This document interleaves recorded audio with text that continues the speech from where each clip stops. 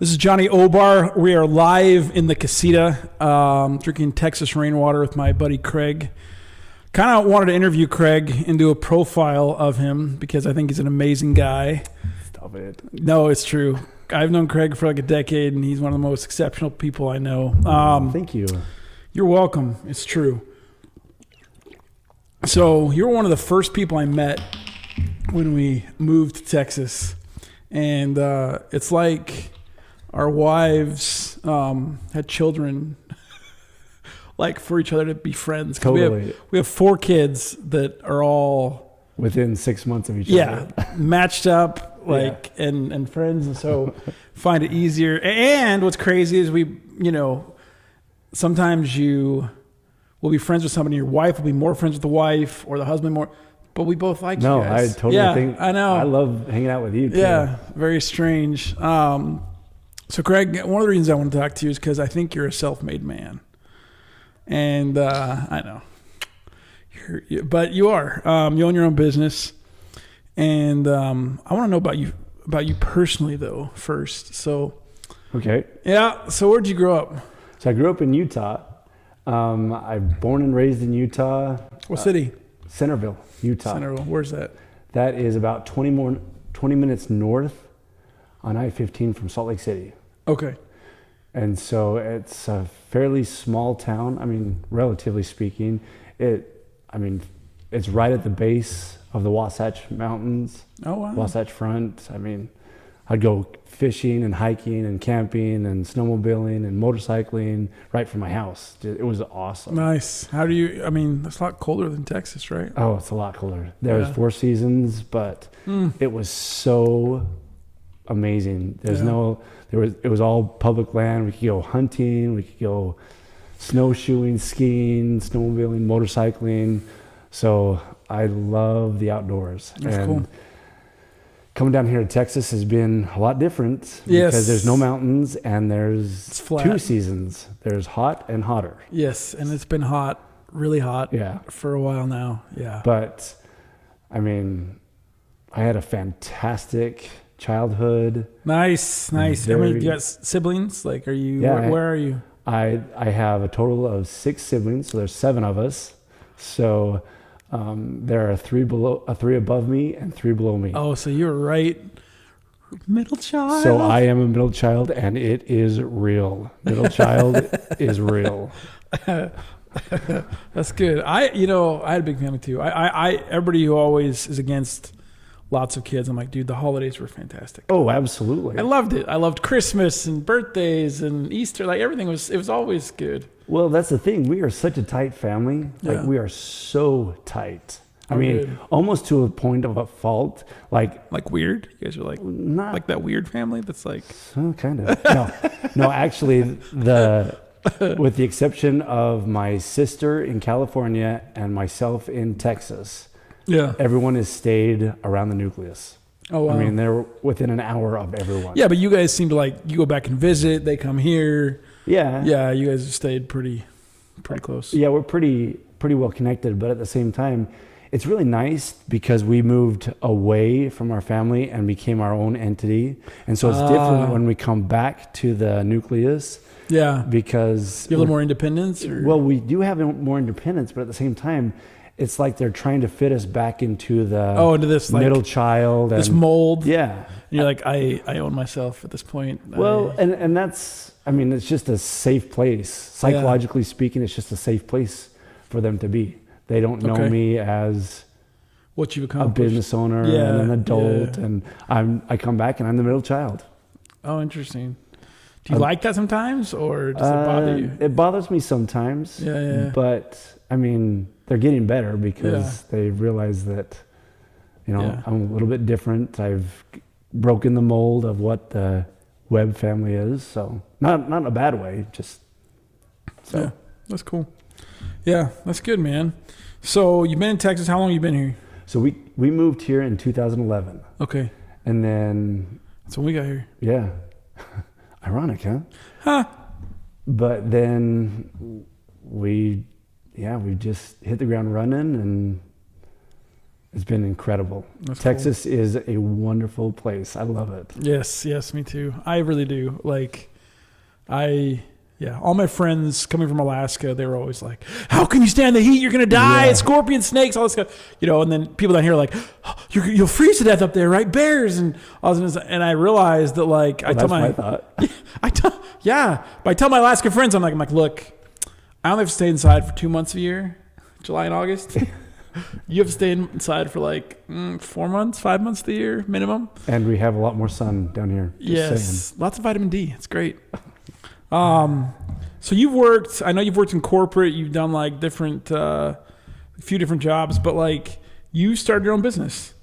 And I think that's incredibly admirable. I Thank you. Dude, it's hard and it's scary. And like, I don't think that business owners, everybody always talks about like nurses and teachers. And I'm like, small business owners, like the backbone of this country, I mean, is the people who go out there and build something from scratch and then maintain it. And so tell me about your business. But when did it start? It's a lot different. So I moved down here actually to open a branch of another pest control company. Okay. And so that's what brought you to Texas? Yes, that's what brought me to Texas from Colorado. And then I decided that it really wasn't my gig anymore. Yeah. As a branch manager and doing all that for the growth and everything. And we grew it to a pretty big branch. Yeah. But then I remember. I was your friend back then. Yeah. So I got away from that and went into a sales position, software sales. Yeah. And then I got let go of that because they were merging and everything. And Kraig's great at sales. He could sell you a snowball in the Arctic. Well, no, I don't think so. But yeah, right. Anyway, hi, I'm Kraig Webb. Besides that, so then I was just trying to find out what I really wanted to do in life. Yeah. And I didn't want to do the corporate thing again because I didn't want to build someone else's dream. Yeah, I get that. And so I was just like, my brother-in-law who owns his own business, he's just like, well, why don't you go into pest control? And something you know. Well, it was something I knew and something I was comfortable with, but at the same time, I was just like, I don't really love killing bugs. Like, I don't know why I find that funny. Like, I don't. Okay, that's not. Yeah. And so during this time, I put together a list of things that I wanted to accomplish in life. Yeah. And there were like 50, like they were all temporal things, like I want to become a millionaire and I want to own a big house and I want to blah, blah, blah. And it was just like, that was very superficial. Okay. And so I decided to really whittle that down into what I really wanted to do. Okay. Like what you wanted out of life? Yeah. Okay. And so I built. Did you write it down or like what did you do? Well, I wrote it down, but I don't have a list with me. But you're okay, but you actually made a list. Yeah. Like, these are the things I want out of life. Well, I whittled it down. I whittled that down to, it was about 50, I think there was 53 things. Wow. But then I whittled it down to 3 things. And that became my why that I want. Okay. So, wow. And then I built my business around those 3 concepts. Did you put a timeline? Like I want to accomplish this by this, or is just like, this is the direction I'm heading. These are the major 3 things that I want to accomplish in life. From 53. Yep. There was about 53. How would you? Well, because like I said, there was so much superficiality in the other things. Like, I want to have a lot of money. Well, why do I want to have a lot of money? Well, I want this lifestyle. Well, why do I want that lifestyle? And I just kind of got down to the granular. Okay, I gotcha. So, I mean, I shared. But it wasn't like I want this, this, and this, or I just want a lot of money and then I can have all. No, just kidding. No, that's the thing. I mean, because someone once, a long, long time ago, asked me what I really want in life. Okay. And at the time, I had just barely gotten married, and I was just like, I want to be a millionaire. Well, why do you want to do that? Well, because then I can help people. Well, why do you want to do that?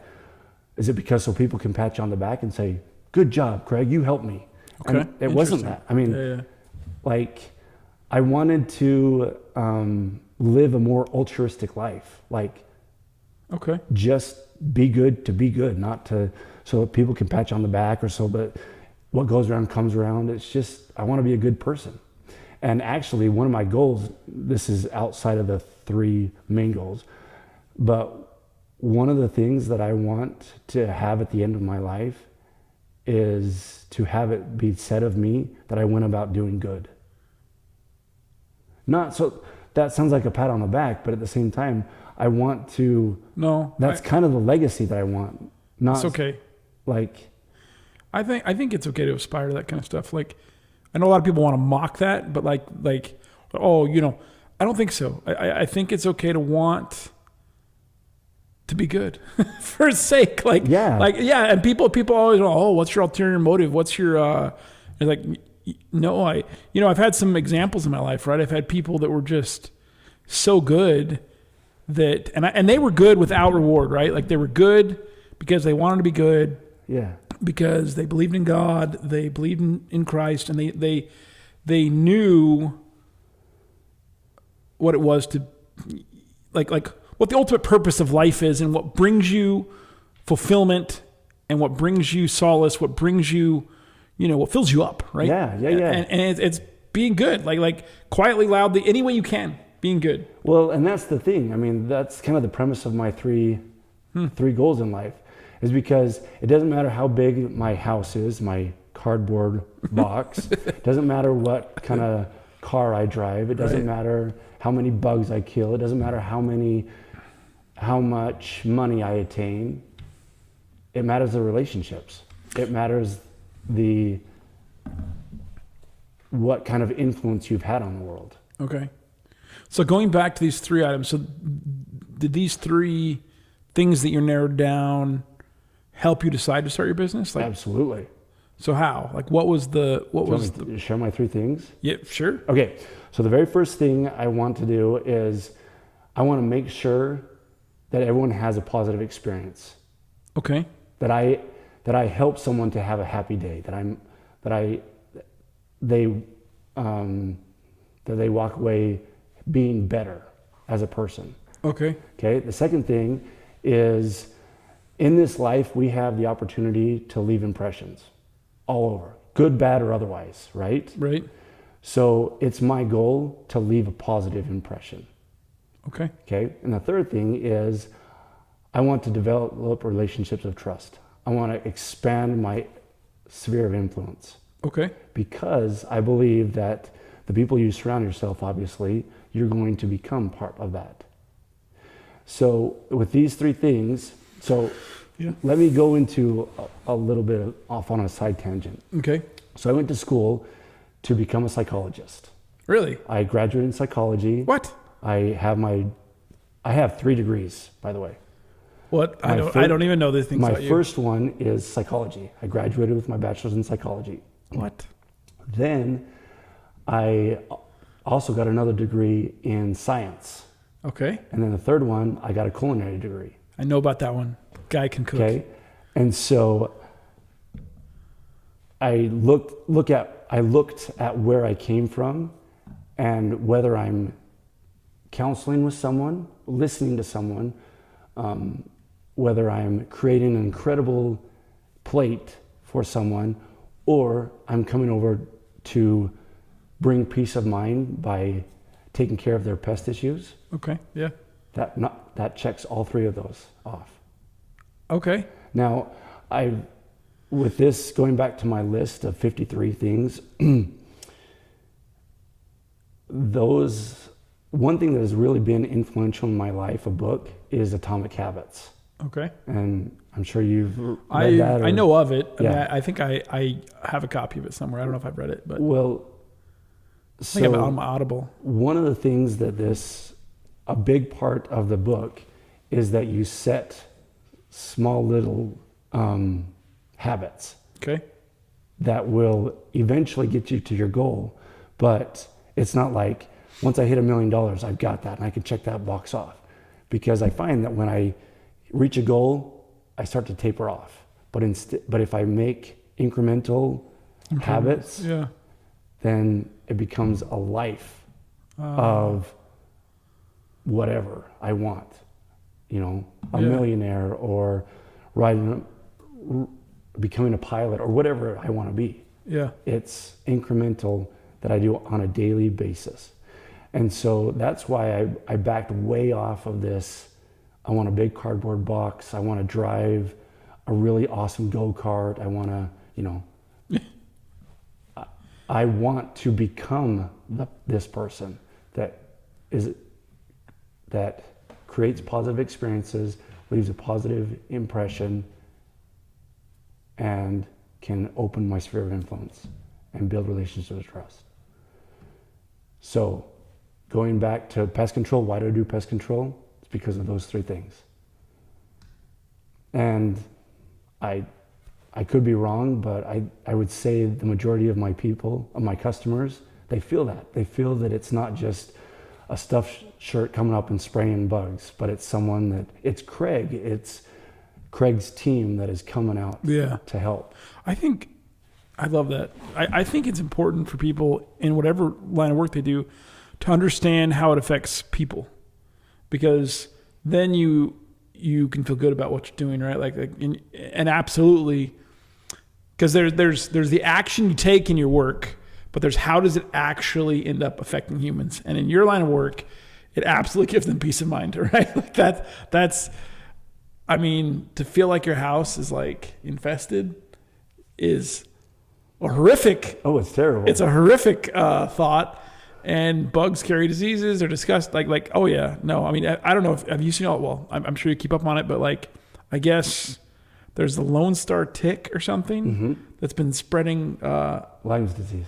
And meat allergy, red meat allergy too. Oh, I haven't heard about that. Yeah, and I'm I can't have a red meat allergy. Okay, there's a lot of things. I would almost okay, do you want to take my leg? Do you want to be one-legged? Just keep my meat. Just let me continue to eat steak. Red meat. That's right. Yeah, I can't. But can you imagine that? No more brisket, no more. Oh. In Texas, not gonna happen. No, it'd be horrible. No more. I went pork ribs or steak. You know what though? If it's our time to go, it's our time to go, right? Yeah, that's true. All right. So when did you start Webb Pest Service? That was in. So we started in 2018. 2018. Mm-hmm. Oh wow. Okay, so 5 years. Uh-huh.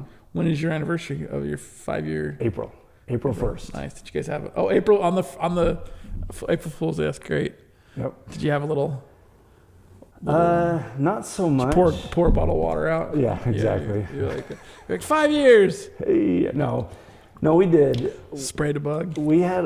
It wasn't April starts our busy season, as you know. Yes. And so it was just hoorah! We hit 5 years.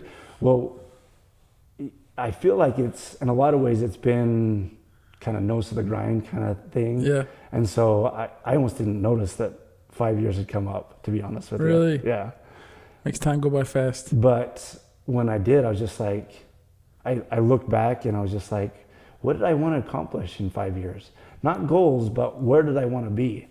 And one of my big desires was I wanted to be a household name in Pflugerville.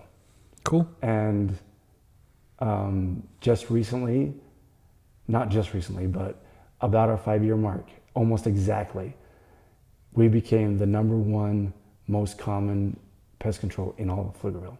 Nice. Everyone knows us. Good. Not everyone uses us, but they all know of your existence. Oh, yeah. And I believe we've gained a lot of notoriety because it's not about killing bugs. No, it's not about making money. It's about connecting with people. Yeah. No, you guys have great service. Thank you. We've been using you and love it. So do you wish you'd done this sooner?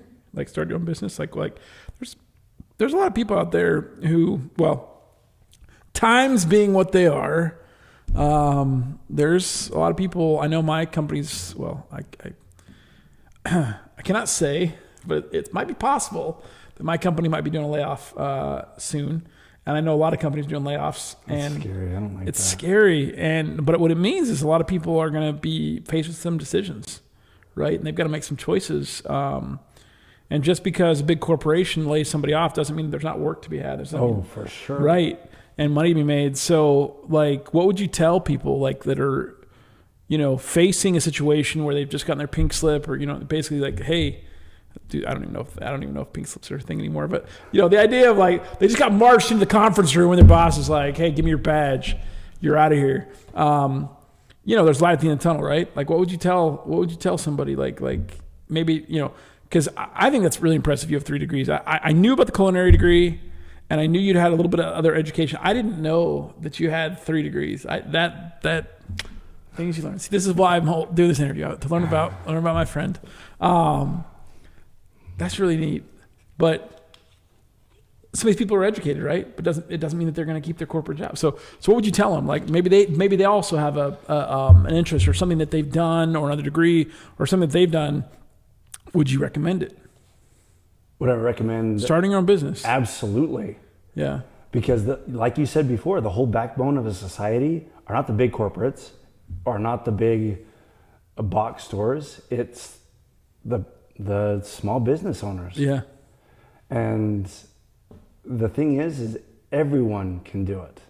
Yeah. It doesn't take a genius to do it. It doesn't take 3 degrees. It doesn't take a college degree. It takes dedication, and it takes adherence to certain principles. And if you do things right, it'll work out. What about your spouse? Your spouse has to be on board. You can just tell them how it is, right? Oh, my spouse. She is so amazing. Holy smokes. Yeah.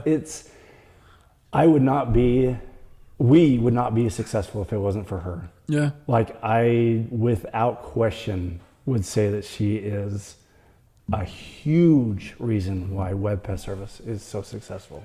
Yeah. And I mean, it comes down to she's part owner, or she's the owner of a company with me, and she chooses to answer all the phones because she wants to have that connection with our customers. That's so cool. Yeah, you guys are so neat. I love your services, man. You guys are doing such a good job. I didn't know, we went for several years.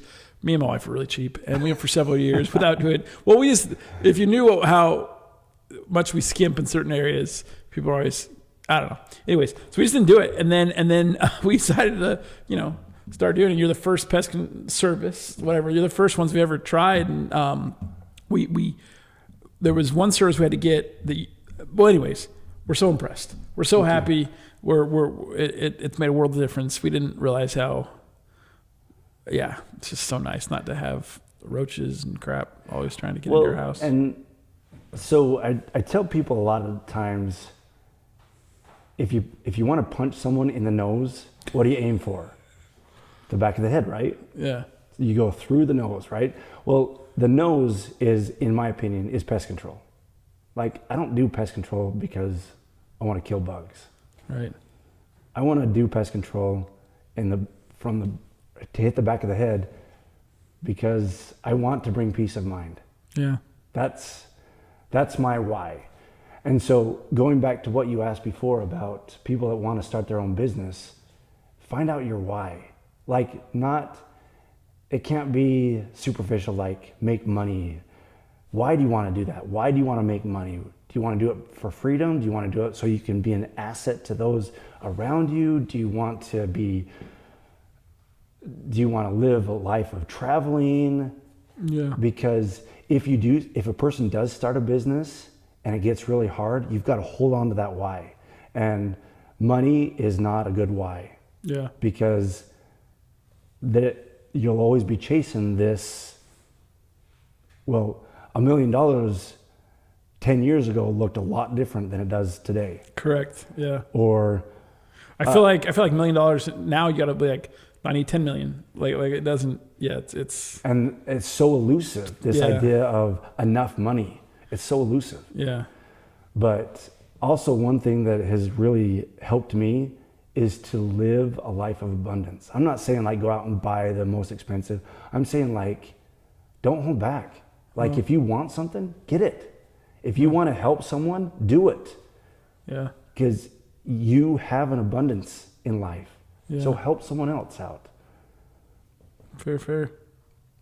So I know you're a man of faith. Absolutely. How does God come into the equation in Christ when it comes to this stuff? So it's interesting that you asked that, because I thought a lot about, I'm just like, there are so many other pest control companies here in Texas. Right. Like, I mean, your doors being knocked almost daily of people that want you to switch over. And I believe that, going back to this idea of the punch in the back of the head, I'm not concerned about killing bugs. I'm concerned about making people happy. And I believe that's what God wants us to do, is to make the world a better place. Yeah. And another thing is, he expects us to toe the line, so to speak. He's asked us to, pay an honest tithing. Yep. He's asked us to keep the Sabbath day holy. Yeah. And we've made that a must up front. We've put our parameters down that we will always be honest tithe payers, and that we'll keep the Sabbath day holy. We'll never be open on Sunday. We'll never do pest control on Sunday. And it's been hard, because there's a lot of people that are calling, especially during the summertime, wanting our services. And it's really hard to say no. Know that there's money. Yeah, you feel like turn down money. Yeah. But it comes back tenfold, because we are being obedient to the principles that God has set in place. Yeah. The commandments of paying an honest tithing and keeping the Sabbath day holy. Yeah. I know I think we chatted briefly about this the other day, and we were talking about Chick-fil-A and like how, if they had their principles, they'd just be another chicken shop. But it's the fact that they stick to principles that makes them different. Oh, totally. Right? And it makes you think about them different, right? I have a real respect for anybody who sticks to their principles. Who doesn't? But I have a story. When we were in Alaska, we had I ordered a camera part from B&H Photo, and if you don't know, it's a camera shop in New York. It's run by a bunch of Hasidic Jews. Like, I've been there, yarmulkes and ringlets everywhere. Yeah. Right? Like, oh yeah, you go in there and you're awesome. like, oh, this whole place is Jews, which is, it's fine. But I love B&H. They're like my favorite. I mean, they're the best. They're the Mecca. Like, you got to make a pilgrimage. If you're into video, if you're into like audio, you got to make a pilgrimage to B&H and just go there, because it's the coolest place ever. Anyways, this is in Alaska. I ordered this thing on the 23rd of December. It came the next day. From New York? From New York. Holy cow. Overnighted. I did not pay for overnight shipping. I didn't whatever. It wasn't supposed to get there till like January something. In there was a card. Sorry, I get choked up, man. But it said Merry Christmas. So it's a bunch of Hasidic or whatever, Hasidic, Orthodox, whatever, I don't know, Hasidic, I don't know what they are. But they're very Jewish. Yeah, very stout. Very, very stout. And they were like, Merry Christmas. And they had paid, I don't even remember what I'd ordered, but I mean, that's expensive to overnight something to Alaska from New York. It's not cheap. And holy cow. Yeah.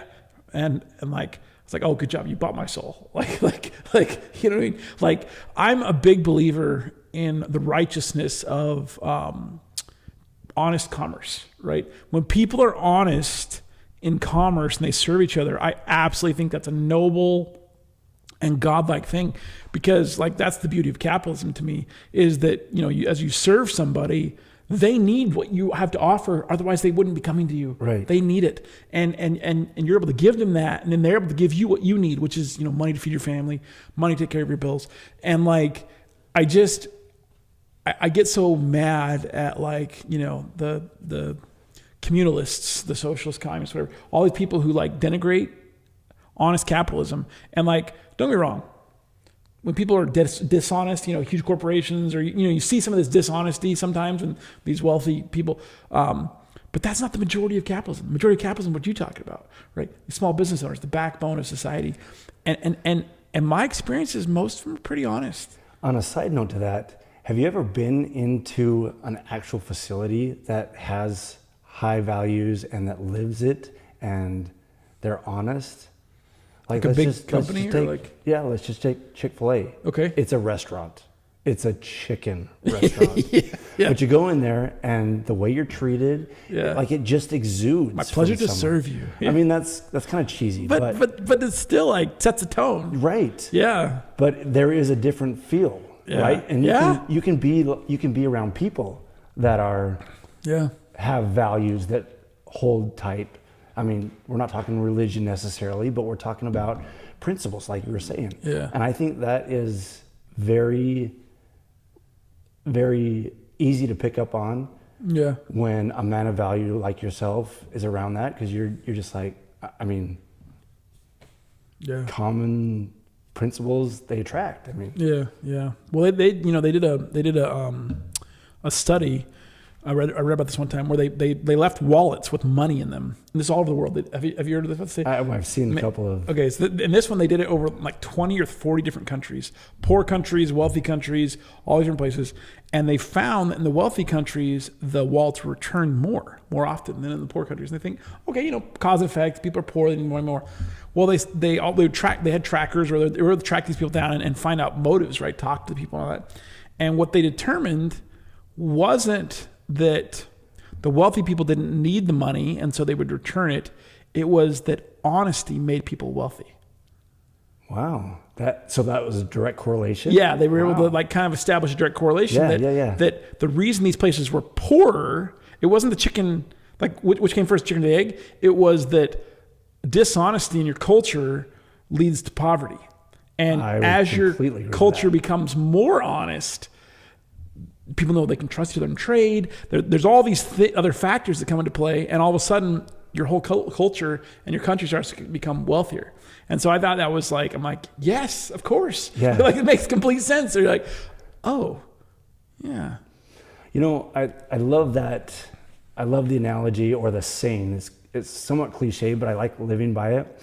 A rising tide lifts all boats. Yes. I love that. I love that it portrays that, if you help me and I help you, we both are edified. We both move up. Yes. And like you're saying, if I can trust you and I have a relationship with you and I connect with you, we move together. Yeah, I agree.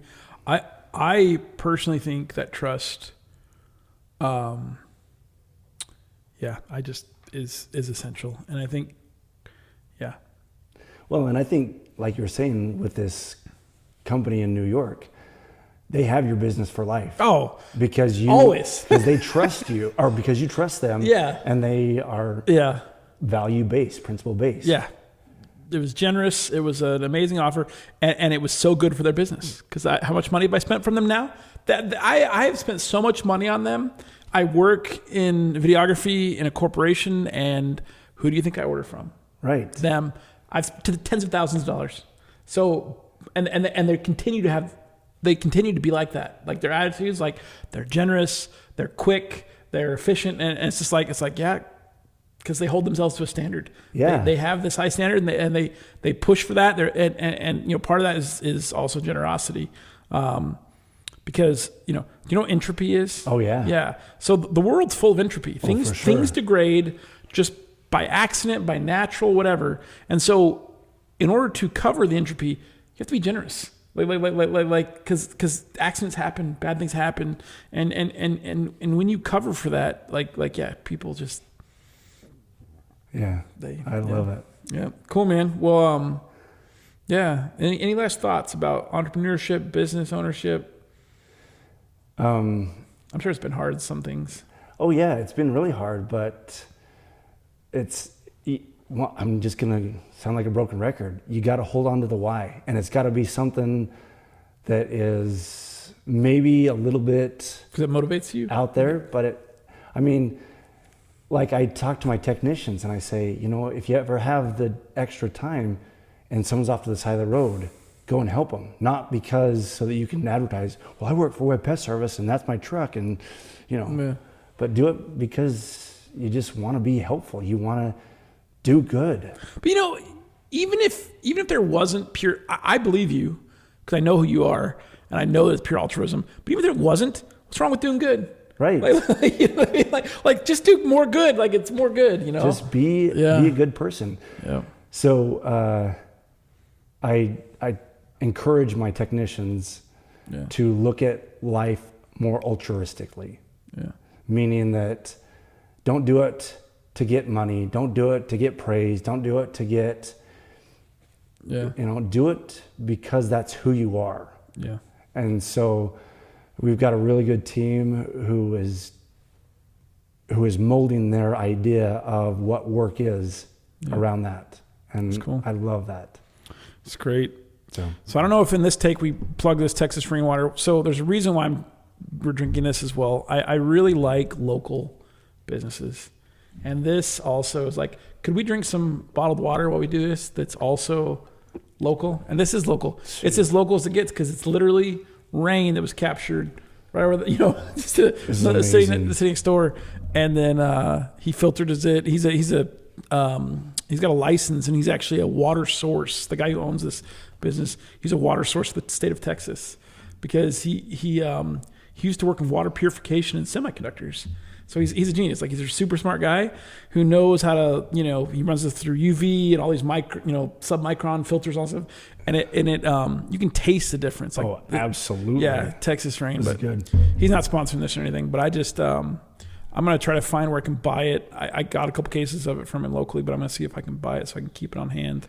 So I don't mean to make this too much longer or you to become the interviewee, but so say something does happen at your business to you. Are you, would you want to start your own business? And oh, always. I mean, that's always in the back of my head. I think, the big scare for me is that I have put myself, I don't want to say it's precarious because it's not, we're fine, but I definitely spend what I make. So I save some, we do save some, but I wouldn't say I'm a great saver.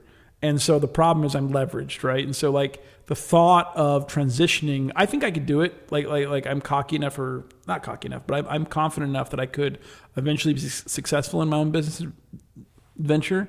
But I feel like there'd be an interim period that would be hard to bridge. Get past. Yeah, get past. And that's what scares me. So I'm being honest. I do. So I have a real estate business. I'm a realtor on the side. That's my own thing. Right. I've just, I'm doing some other stuff on the side in business brokering. So I'm trying to do my own thing kind of on the side. It's taking up my weekends and evenings and even this, right? This is my own effort to try and do things. So this is the kind of stuff I'm trying to do, but and this is again, something I know, right? This is something but yeah, that's my fear. Kraig, is I don't know how I could bridge the gap to get to money quick enough to pay for my extravagant lifestyle. No, I don't think that extravagant, but you know what I mean, to pay the bills and stuff. So I am fearful of just making the leap, making the jump. But you're a God-fearing person. Why wouldn't you have a little faith, Johnny? No, I mean, if I don't know if you ascribe to this, but God wants us to be successful, right? Yeah. So, I mean, if you put your mind to it and you include God and you have the desire. Yeah. I mean, why not? Why not? Because it's hard. I mean, 5 years ago, I was making a hefty amount of money. Yeah. And then we went to less than half of what I was making. Yeah. And it was pretty hard. Yeah. But we have a support group. We have God helping us. And we just move forward with faith. Yeah. I mean, I'm not trying to preach yet. No. You can preach all you want, man. It's having something to think about. I've gotten into a position too at my day job that I get along great with my boss, and I like the work that I do. Yeah. Right. So it's like I'm not like hating on my day stuff. So that's good, because there has been jobs in the past that I have hated. Yeah. So if I was at that place right now in my life, I would definitely consider it more than I do. And thanks to you helping us find this place, this is enabling some creativity that I've been craving for a long time, that I've known I had the capability, but I don't have the setup. Yeah. Because it's really hard with 6 kids and you have 5, what it's like. it's hard to do projects or things, on the scale. So, but I've been enabled through your help. So it's like, it's been good for my mental health. One thing that I would recommend anyone, if they're starting their own business, is they've got to take their idea of what corporate life is and whatever you want to do and throw it out the window. Because I hate this saying, don't reinvent the wheel. Yeah. Well, if you do start your own business, it is your will. You can do it however you want. And you're not reinventing, or you are reinventing the wheel, just like... But in a good way. But in a good way. Yeah. It becomes your base.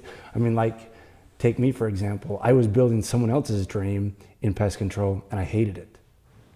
But now that pest control is my baby, and I can make it however I want, I can form the wheel however I want, it's become a joy. Not because I am being dictated to, but because I get to decide this is how fast I want to grow, this is who I want to service, this is how we are going to service, not to get tons of customers and not to get tons of money, but to grow organically and to have this be an experience, not just pest control. So that's cool. Yeah. Does that make sense? Like throw the idea sense. of corporate, yeah, because it's completely different. Yeah, how they've structured stuff, because you can structure however you want. So that's cool, man. Dude, brother, thanks, man. I appreciate Thank you. you meeting with me and doing this with me. This has been